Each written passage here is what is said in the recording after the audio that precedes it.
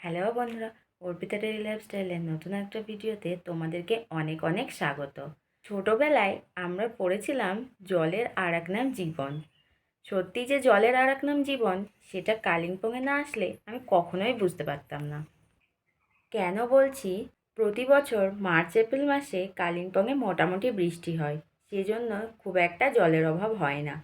কিন্তু এই বছরে কালিম্পংয়ে যেহেতু একদমই বৃষ্টি হয়নি, সেই জন্য এখানে যে কতটা জলের অভাব সেটা আমরা খুব ভালোভাবে বুঝতে পারছি। এখানকার মানুষ ইচ্ছা করলেই জামা কাপড় কাচতে পারে না। এখানকার মানুষ ইচ্ছা করলেই একটু জল কোনো কারণে খরচ করতে পারে না। জলের এতটাই অভাব। প্রতিদিন আমরা দেখি কত দূর থেকে মানুষ কত জল টেনে টেনে বাড়িতে নিয়ে যায় তাদের প্রয়োজন মেটানোর জন্যে। এতটা কষ্ট করে জল টেনে নিয়ে যাওয়ার পরে তাও যে তাদের জলের সমস্যা মিটছে, এরকমটা কিন্তু কখনোই নয়। এপ্রিল মাসও শেষ হয়ে গেল, তবুও এখানে বৃষ্টির কোনো দেখা নেই। জানি না এখানে আর কতদিন জলের সমস্যাটা চলবে, কিন্তু আমরা যে বাড়িতে বসে এত এত জল নষ্ট করি, আমরা কখনোই ভাবি না যে এতটা জল নষ্ট করা উচিত নয়, কারণ কোনো না কোনো জায়গায় জলের সমস্যা হচ্ছে। আজকে তোমাদের সঙ্গে একটা ছোট্ট ঘটনা শেয়ার করব। সেটা হচ্ছে আমাদের আশেপাশের একটা ঘটনা। এক বাড়িতে এক ভাড়াটিয়া অন্য ভাড়াটিয়াকে জল দিয়েছিল সামান্য এক বালতি। সেই কারণে বাড়ির মালিক তাদের বাড়ি থেকে বার করে দিয়েছে।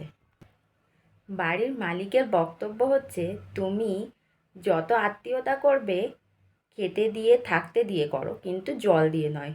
এই ঘটনাটা শুনে তোমরা বুঝতে পারছো ঠিক কতটা জলের অভাব হলে একটা মানুষ এরকম আচরণ করতে পারে।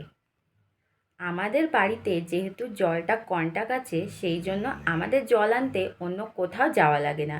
কিন্তু এক্সট্রা জামা কাপড় ধুতে হলে আমাদের অবশ্যই ভাবতে হয় যে আজকে জলে হবে কি হবে না, কারণ আমাদেরকেও একটা লিমিটে জল দেওয়া হয়। তার থেকে বেশি জল দরকার হলে টাকা দিয়ে কিনে নিতে হবে।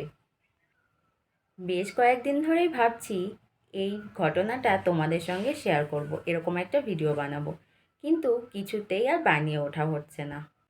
আমি যেহেতু কালিম্পংয়ের ভালো খারাপ সব রকম ঘটনা সবার সঙ্গে শেয়ার করে জানাতে চাই, সেই জন্য এই ঘটনাটাও তোমাদের সঙ্গে শেয়ার করলাম, যাতে সবাই জানতে পারে।